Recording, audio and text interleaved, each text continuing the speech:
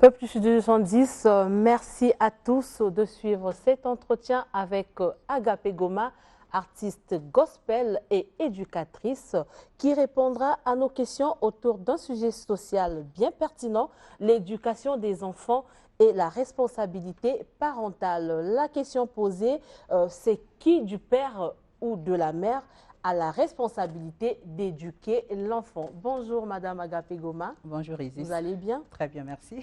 Alors, à la question posée sans hésiter, vous répondez que c'est au père qu'incombe la responsabilité de l'éducation des enfants. Pourquoi vous le dites, Madame Agapé? Vous savez, Isis, l'éducation des enfants est placée au centre des préoccupations de la société.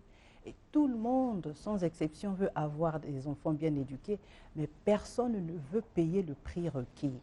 Et pour essayer de décortiquer mon allocution, je vais m'appuyer sur le Christ Jésus, dont nous célébrons la résurrection aujourd'hui dans le monde entier. Il est écrit noir sur blanc au livre des Proverbes, chapitre 1, verset 8, je cite, « Mon fils, écoute l'éducation de ton père et ne rejette pas l'instruction de ta mère. » Donc ici, il est clair comme de l'eau de roche que le garant principal de l'éducation des enfants, c'est le père.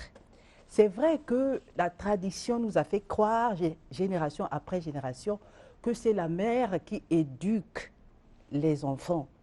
Mais laissez-moi vous dire que c'est le père, parce que c'est lui le chef de famille. Pour nous qui sommes chrétiens, il est écrit que le père, c'est le chef de famille et la mère joue aux côtés du père seulement le rôle d'aide, le rôle d'assistante. Et permettez-moi d'en faire les caisses, je dirais que la femme joue le rôle du législateur à côté des enfants.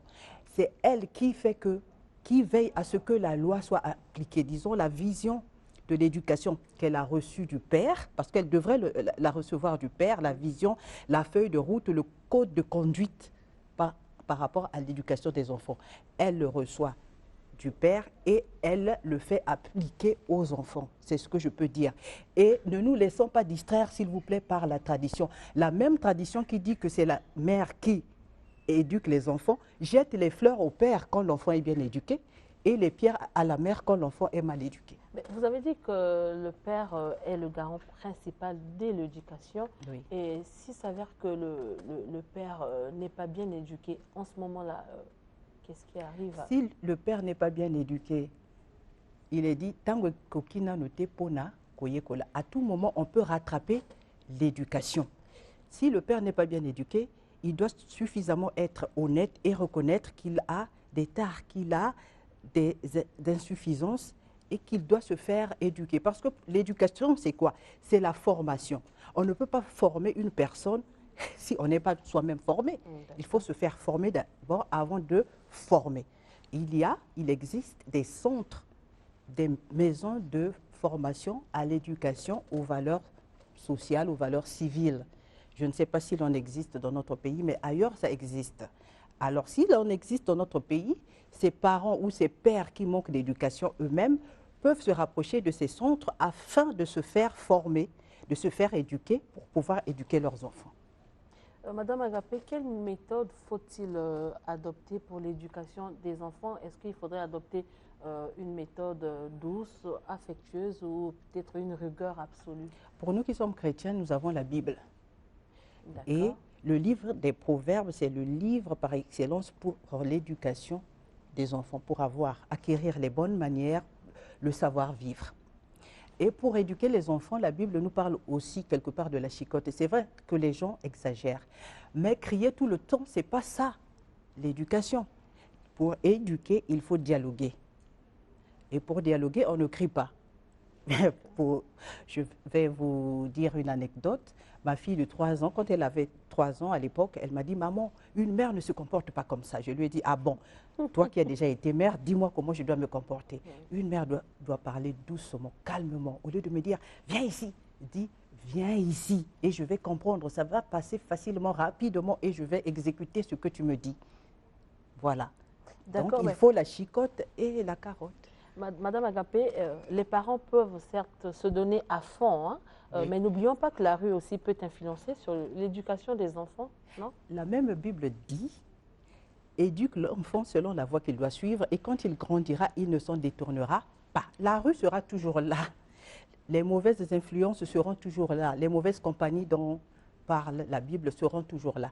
Mais si vous avez semé la bonne graine, ce qu'il faut en votre enfant, même si la crise de puberté arrivait, les zones de turbulence arrivaient dans sa croissance, l'enfant reviendra toujours à la maison. Prenons le cas de l'enfant prodigue dont nous parle la Bible. À un moment donné, il a voulu faire sa vie. Il a demandé son héritage, il est parti loin de la maison. Mais après, il est revenu. Pourquoi? Parce que la bonne semence que papa avait placée a pris racine, a pris forme en lui. Il s'est dit, non, je dois rentrer chez moi, je dois repartir, retourner à la bergerie. Il est revenu et le père était très fier de son enfant, très content. D'accord, éducatrice engagée, votre souhait, c'est de créer des centres d'éducation. Alors, pourquoi et comment et ça sera votre mot de fin, Madame Agapé? Pourquoi est-ce que je voudrais créer des centres d'éducation? Vous savez, je me suis retrouvée quelque part dans un pays. On m'a dit, vous n'êtes pas d'ici, hein? Votre accent est différent. J'ai dit, je suis congolaise. Ah, congolaise! Oh, les Congolais, vous êtes forts. Vous savez danser, vous savez vous habiller. C'est tout. Au fond de moi, je me suis dit, ça, ce sont des satires déguisés en compliments ou quoi? Donc, nous savons seulement danser et nous habiller.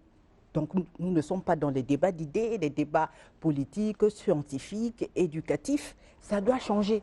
Voilà pourquoi j'ai pris la décision de me battre. C'est mon combat.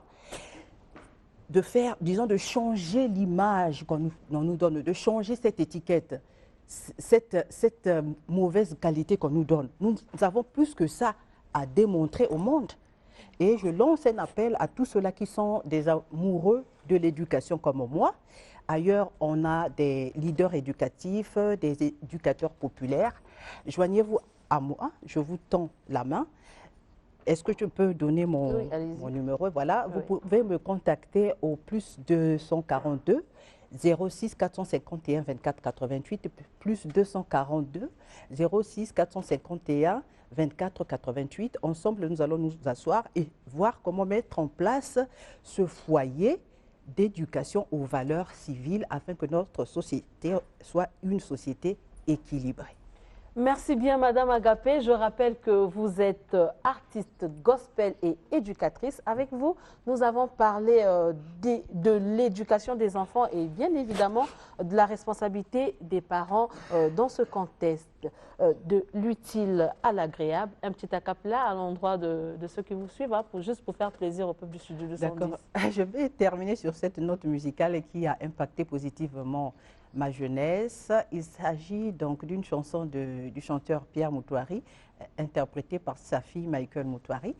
Mate aboko pesa kabiso e, wana ekotikala héritage. Mate aboko pesa kabiso e, wana ekotikala elembo. Ah papa, ah maman. Merci bien, Madame Agapé. Merci. Voilà, peuple du Studio 210. C'est la fin de cet entretien. Merci à vous de l'avoir suivi. Studio 210 continue. Au revoir. Au revoir. C'est allé vite.